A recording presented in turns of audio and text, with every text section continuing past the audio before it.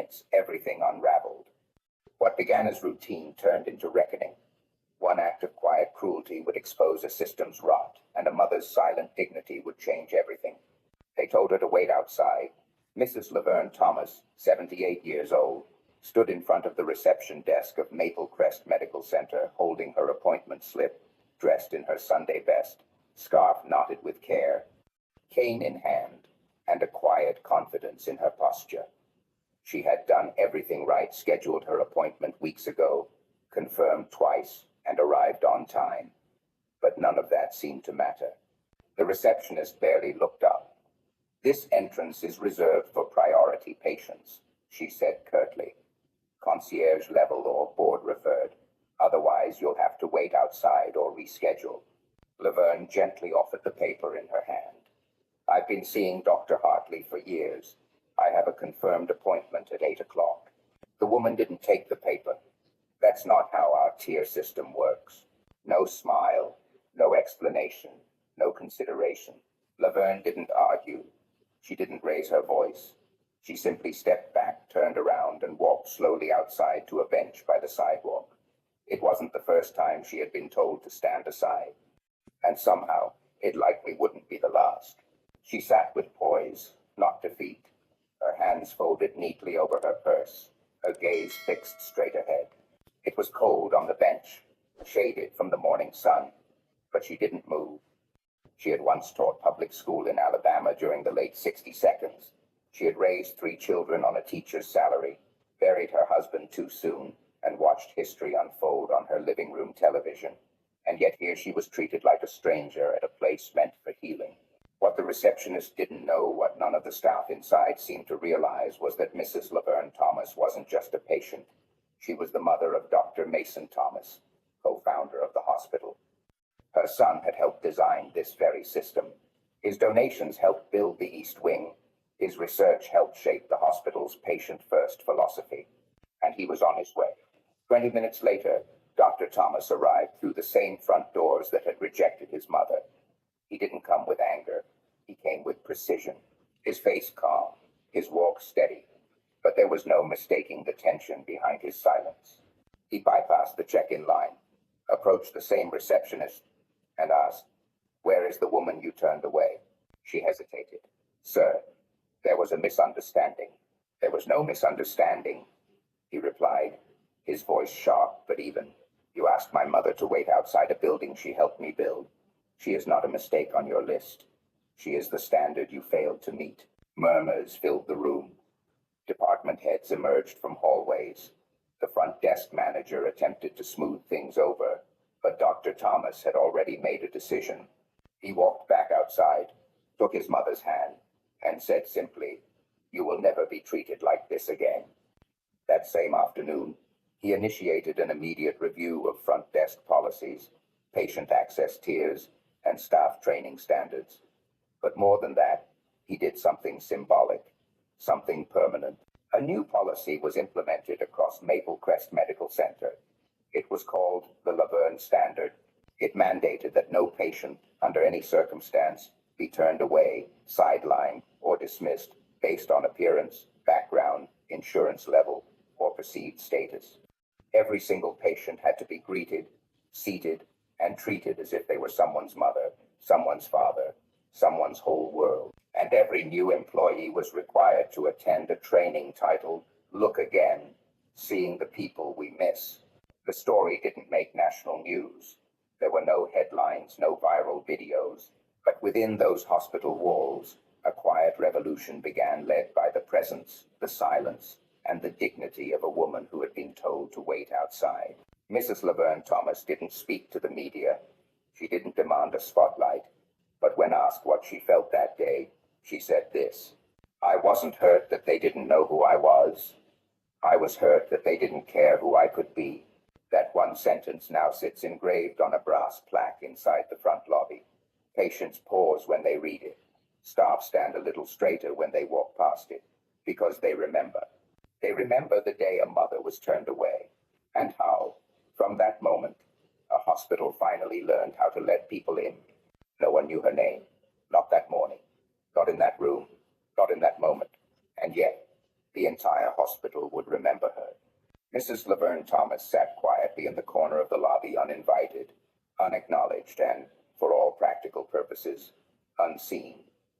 To anyone watching, she was just another elderly woman, too old to rush, too soft-spoken to be threatening. She wasn't wearing anything flashy. Her purse was well worn but neat, her posture upright, proud in that subtle, unteachable way passed down through generations who had survived more than they were ever given credit for. No one in that hospital lobby saw a name in history books. They didn't see the woman who had raised 3 children on a public school teacher's salary in Alabama.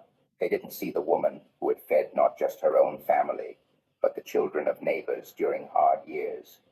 They didn't know that she'd buried a husband who had marched in Selma, or that she had once taught a room of 3rd graders how to recite Lincoln's second inaugural address from memory. All they saw was a woman without a badge, and so they dismissed her. Dismissal doesn't always come in the form of shouting. Sometimes it's quiet. Sometimes it sounds like, "Ma'am, if you could wait outside." Sometimes it sounds like, "You'll need to reschedule unless you're on the preferred list." And sometimes it's silence, the kind that trails after a person as they slowly turn away from a desk they were never invited to approach in the first place. But when Mason Thomas walked into that lobby 20 minutes later, everything changed. He didn't walk in as a doctor. He didn't walk in as a founder. He didn't walk in as a man with power or rank or a name that opened doors. He walked in as a son, and his mother had just been humiliated. He saw her from the entrance, still sitting, still composed, but smaller somehow, as if the weight of invisibility had settled onto her shoulders again, heavier this time because it came from a place that promised to care. He turned toward the front desk. The receptionist stood still, blinking rapidly as recognition swept over her face like a storm too late to run from. Mason's voice was quiet but firm. "Did you ask that woman to wait outside?" The receptionist stammered, offering fragmented explanations. "We have protocols, tiers, guest access limitations." He held up a hand. "You don't need to explain. You already did." And then, slowly, deliberately, he said something that no one forgot. "Her name is Laverne Thomas. She is my mother. But today, that shouldn't matter. What matters is how you saw her before you knew who she was. And what matters more is how many people like her walk through your doors and leave feeling smaller than they are." It was a moment so heavy, the room itself seemed to fall silent. Because the truth was simple and devastating. Status had shaped their standard. Kindness had been replaced by classification. Human worth had been filtered through insurance types, last names, and whether or not someone walked in with a polished handbag or a posture that suggested importance. And Mrs. Thomas didn't look important, not until someone told them she was. That's what hurt the most, not just for her son, or for the staff watching, but for the very spirit of the hospital, because it revealed something dangerous, a quiet culture of conditional dignity. Mrs. Thomas had not demanded special treatment. She had not expected fanfare. She simply wanted what any human being deserves: to be greeted, seen, served with decency. She had offered respect the moment she stepped into the building, and it was not returned. Later that week, after the policy changes had been announced, a nurse asked Mason why he reacted so strongly. He answered without hesitation, "Because how we treat the seemingly unimportant says more about who we are than how we serve those at the top. If dignity is a reward for status, then it was never dignity to begin with." And he was right. Hospitals, schools, places of worship, government offices, any place designed to serve should never be temples of hierarchy. They should be sanctuaries of equity, because human value isn't earned by titles. It doesn't come from a resume or a recommendation letter. It comes from the simple, irreplaceable fact of being human. That day, Mrs. Laverne Thomas walked in a mother. She walked out a message. And now, in the lobby of Maple Crest Medical Center, hangs a new sign, not large, not gold-plated, but powerful. It reads, "You are seen.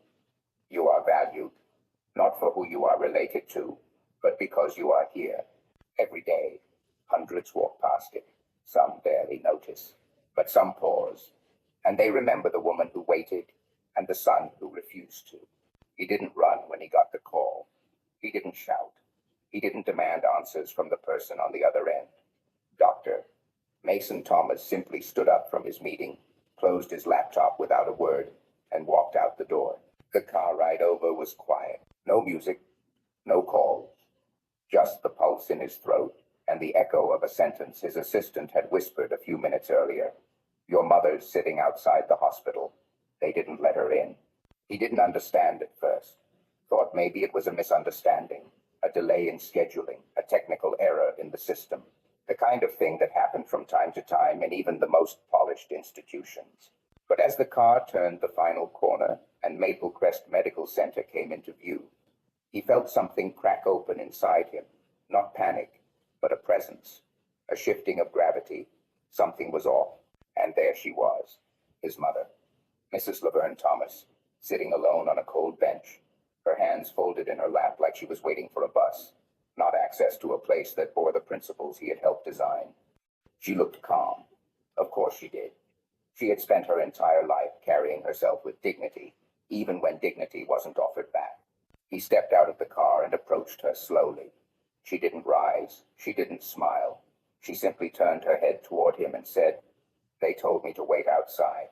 That was all. She didn't want to make it his problem. But it already was. He offered her his arm. She shook her head. No need, I'm not tired, just waiting. Mason turned toward the front doors, and something about the way he walked shifted the air. People inside noticed. Not because he made a scene, he didn't. Not because he was loud, he wasn't. But because there's something terrifyingly powerful about a man who's angry and not trying to hide it. He walked to the front desk. The receptionist looked up and immediately recognized him. Her posture straightened.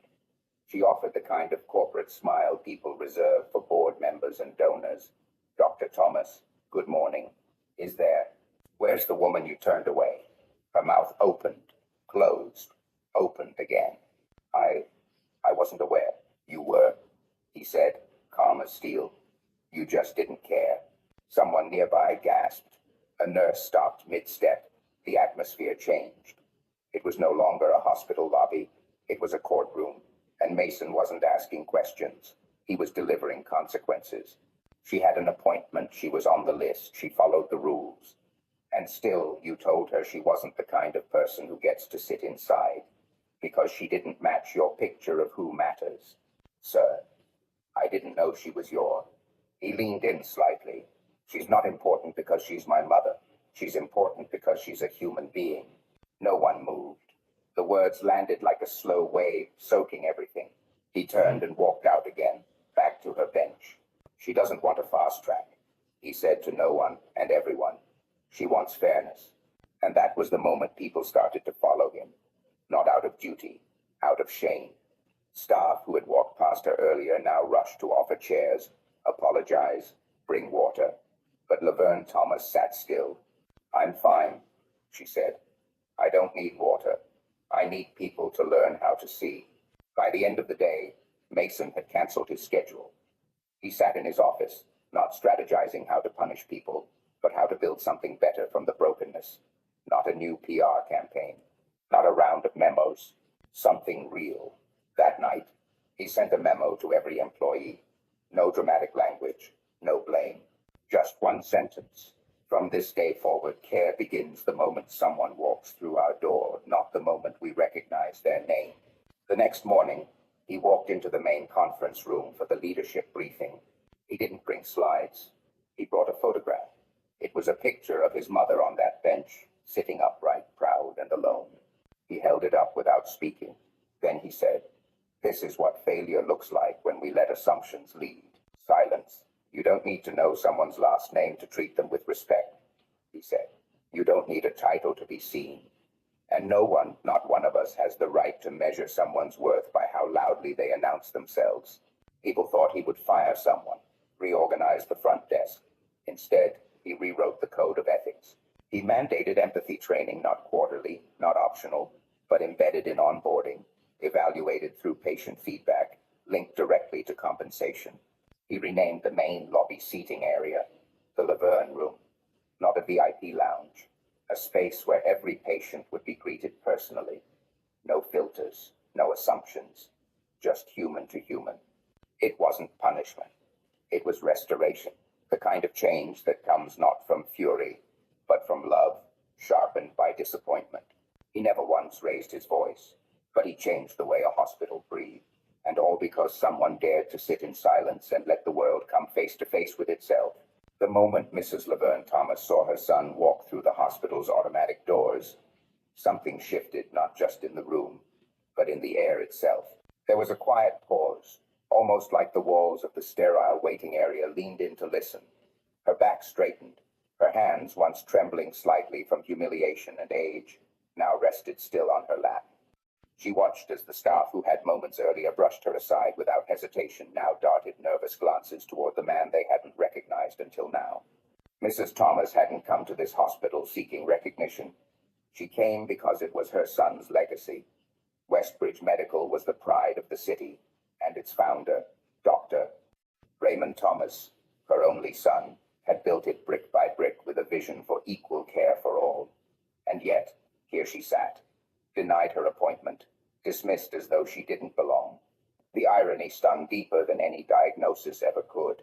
Earlier that morning, she had dressed herself in her best navy blouse and slacks, the same outfit she wore to her church's anniversary service.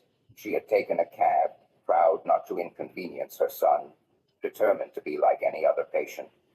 That dignity was what she clung to until the receptionist glanced at her insurance card and mumbled something about system delays.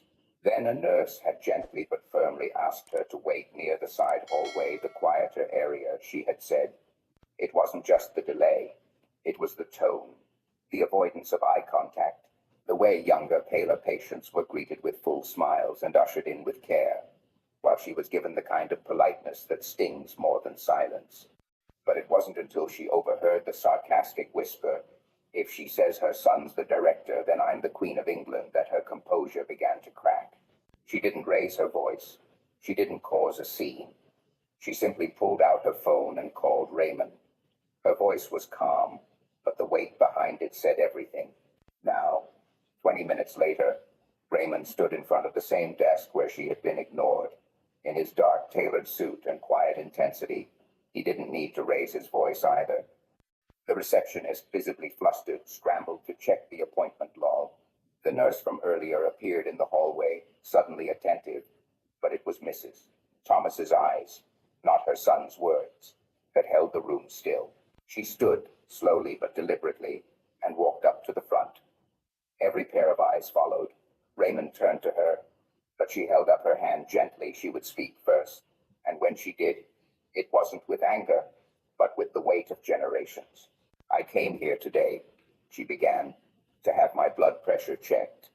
But what I found out was that mine is not the only pressure that needs watching." The room went quiet. A young intern nearby lowered her clipboard. The security guard by the entrance shifted his weight. "I watched how you welcomed others," Mrs. Thomas continued. "How you smiled at them, walked them through, asked how they were doing. I didn't ask to be treated special. I just wanted to be treated the same." Raymond stood beside her now, but he didn't interrupt. His face was unreadable, but his hands were clenched behind his back. "When I said I was Dr. Thomas's mother, someone laughed. Not because it was funny, but because they couldn't imagine someone like me being mother to someone like him. That's not just bias. That's blindness." A quiet, "Ma'am, I'm sorry," came from behind the desk, but Mrs. Thomas didn't respond to it. She looked around the lobby, not with judgment, but with clarity. "I raised my son to believe in dignity," she said, "not just for himself, but for everyone who walks through the doors of any place with his name on it. So if this is his hospital, then I need to know whether that name still stands for something." The final words hung in the air like a verdict. Raymond exhaled, stepped forward, and gently guided his mother back to her seat. Within the hour, a meeting was called. Within the day, protocols were reviewed.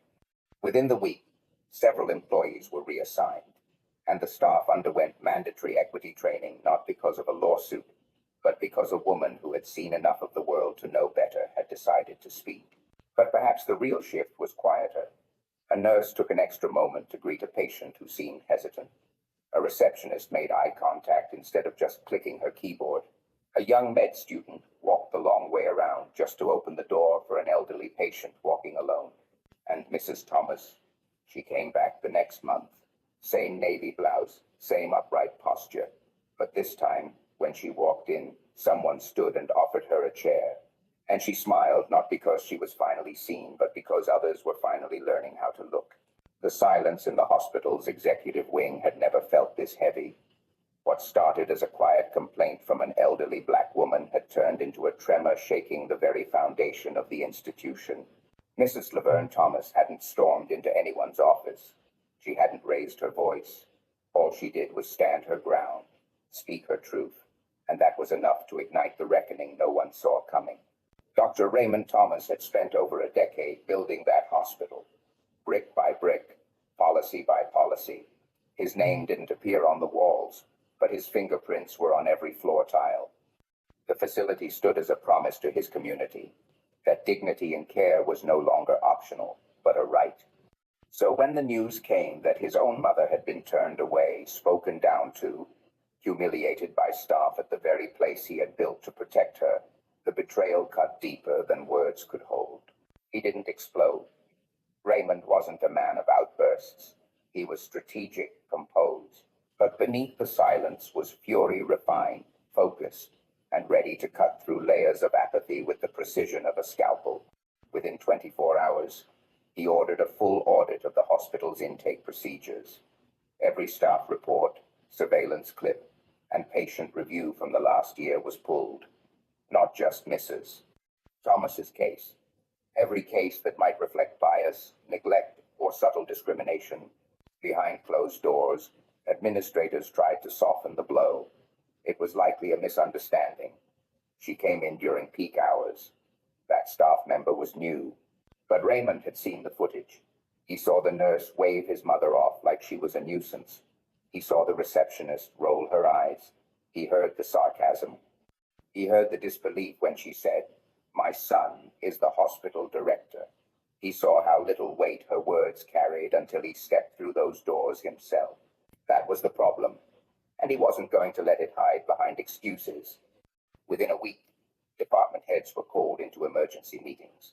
Staff were placed on administrative review. A third-party oversight committee, independent from the hospital's internal board, was brought in. This wasn't optics. This was structural. Word spread fast, not just within the building, but across the healthcare community. Emails leaked. A whistleblower hotline was launched. And then the media caught wind of it, not the tabloids, but medical ethics forums, diversity and care panels, university deans asking if they could study what was unfolding at the hospital. Patients began sharing stories, not always cruel, not always loud, but consistent. Patterns of being spoken to with less care, less eye contact, longer wait times. Most were older, some immigrants, many women of color. They had all stayed silent until someone, finally, wasn't. Sonia, the patient advocate who first listened to Mrs. Thomas that day, was invited to co-lead a new internal unit called the Listening Desk. Its mission was simple: real-time accountability. No more suggestion boxes buried in admin hallways. Every concern was logged, reviewed, and if needed, escalated. For Mrs. Thomas, who never asked for revolution, it felt surreal. Her son updated her regularly, but she hadn't returned to the hospital since that day. She didn't want to be a symbol. She wanted her next appointment to feel like what it should have been in the first place, normal. But one afternoon, Raymond called. "I want you to see what's changed, Ma. Not for them. For you." He sent a car. This time, when she arrived, there was no wait. Not because she was the director's mother, but because the new policy had reshaped the flow. Patients were greeted. Intake was conversational, not mechanical. When she approached the front desk, the nurse smiled and said, "Good afternoon, Mrs. Thomas. We're so glad to see you again." She almost didn't recognize the place. Raymond met her in the new family resource lounge, freshly painted, soft chairs, sunlight filtering in. "What do you think?" he asked. She looked around, then back at her son. "I think it feels like people matter here." He exhaled quietly. That was all he needed. Across the building, the mood had shifted. Some staff left those unwilling to evolve. But those who stayed walked differently now, aware of eyes watching, yes, but more importantly, of lives being shaped by every word, every gesture. A culture once built on speed and efficiency now rooted itself in intention. The old nurse who dismissed Mrs. Thomas had been let go, but not before being offered diversity counseling and a chance to submit a statement to the ethics board. The hospital's approach wasn't vengeance, it was clarity. Mrs. Thomas walked slowly through the corridor as they left, her hand resting lightly on her son's arm. The place wasn't perfect now, it never would be, but something sacred had cracked open. And for everyone watching, those who had felt invisible, unheard, unwelcome, there was a message in the quiet revolution of this small hospital. Care begins when someone dares to say, "This isn't enough." And healing begins when someone finally listens. They turned her away. An elderly woman, delicate but proud, standing in the lobby of a hospital built brick by brick from her son's dreams. The name Dr. Raymond Thomas shimmered in gold on the dedication plaque near the entrance, but the receptionist didn't even look up. "You'll need to wait. We're prioritizing private clients today." Her voice was mechanical, the tone sharp, almost impatient. Laverne Thomas stood silently, clutching her appointment card, confused by the indifference. "This is my son's hospital," she murmured. The nurse laughed lightly. "And I'm the Queen of England, sweetie." She said nothing. Not at first. But she didn't sit down either. Dignity made her spine a little straighter, though her knees ached and her back tensed. She stood still, not as a protest, but because something told her this moment mattered. And when the nurse turned her back, still smirking, Laverne finally reached for her phone. She didn't want to call him, not because she was afraid of bothering him, but because she had always told him his job mattered more than her comfort. But today felt different. 20 minutes later, Raymond walked in. Not in a tailored suit, not with security or a clipboard, but in jeans and a quiet fury that only sons who love deeply know how to carry. His eyes swept the room and found his mother standing, not seated, holding her breath with quiet restraint. He didn't say a word to her. He turned directly to the front desk. "I'd like to speak to whoever turned my mother away," he said calmly. The receptionist blinked. I didn't know. That's the point." He cut her off. "You didn't ask. You didn't care to know." Word traveled fast. Within minutes, department heads were summoned, staff started whispering, and a silence heavier than policy descended upon the administrative floor. Raymond stood in the executive boardroom, the same one where he had once celebrated the hospital's expansion, holding his mother's worn scarf in his hand. He placed it gently on the center table. She sat here, alone, while this institution, my institution, treated her like a burden.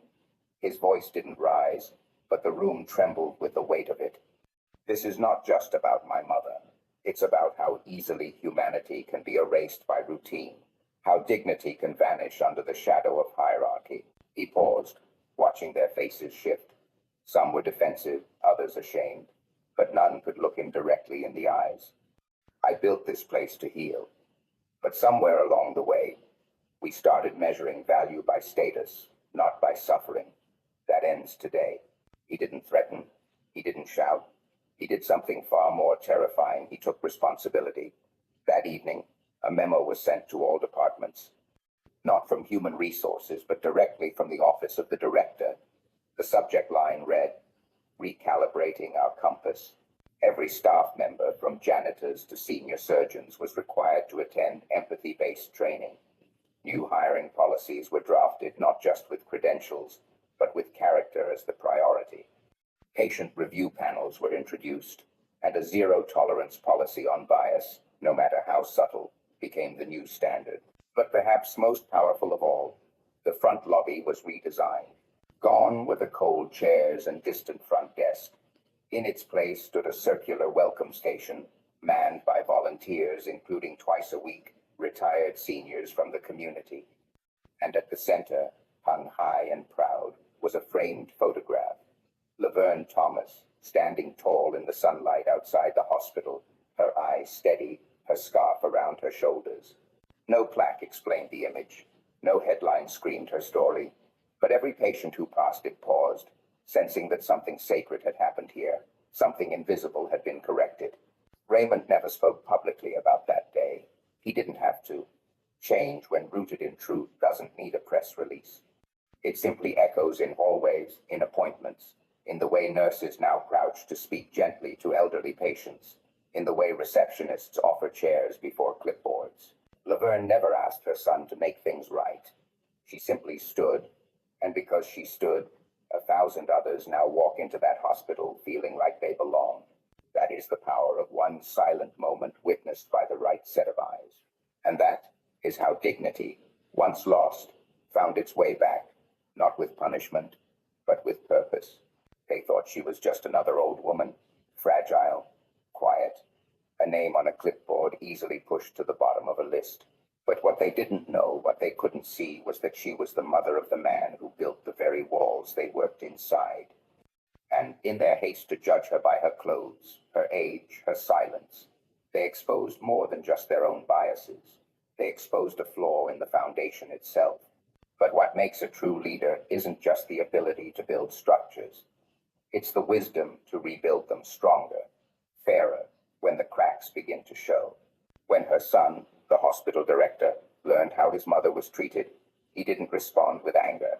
He responded with vision. He didn't demand revenge. He demanded reflection. He didn't fire people for the sake of drama. He reshaped a culture for the sake of dignity. Because he understood something many forget. Character is not built in public applause, but in quiet corrections. True power doesn't need to shout. It listens, it learns, and it leads from within. This story reminds us all of something timeless. Don't ever underestimate someone based on how they look, how they dress, or how softly they speak. You never know whose story you're stepping into. And more importantly, never judge the soul by the surface. The most radiant hearts often wear the simplest coats. The most valuable people may never announce their worth. Kindness, compassion, and integrity. Those are the things that make someone worthy. Not their title, not their shoes, not the color of their skin or the wrinkle in their voice. Never judge a book by its cover, because sometimes that cover is writing a new chapter for all of us. If this story reminded you of someone, or perhaps even of yourself, we invite you to carry it forward, share it, reflect on it, and maybe treat the next stranger you meet with just a little more grace. If you'd like to hear more stories that move hearts without preaching, subscribe to our channel. Leave us a comment. Let us know what this story stirred in you. And until next time, see, not just with your eyes, but with your heart.